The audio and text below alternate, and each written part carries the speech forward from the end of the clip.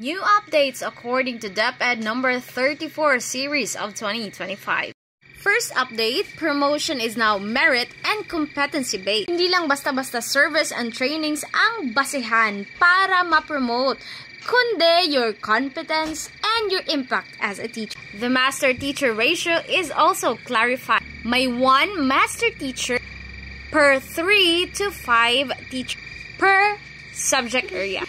Pero kung nagtuturo ka ng multiple subject o labas sa specialization mo, counted pa rin.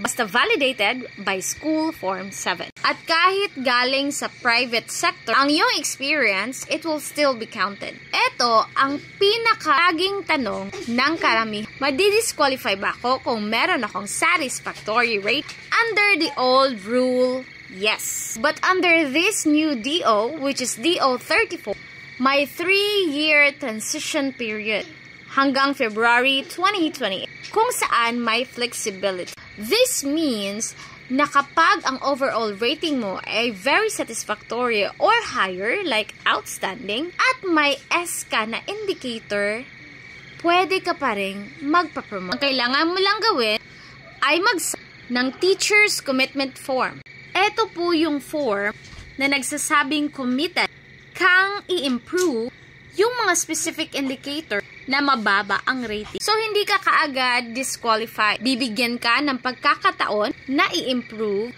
habang tuloy pa rin yung promotion process mo. Tandaan mga kaguro, during the transition period, DepEd encourages teachers to improve through coaching, mentoring, and LAC sessions. Let's continue to perform, upskill, and support one another. Once again, this is Teacher Grace, keeping you updated and empowered. See you in the next video.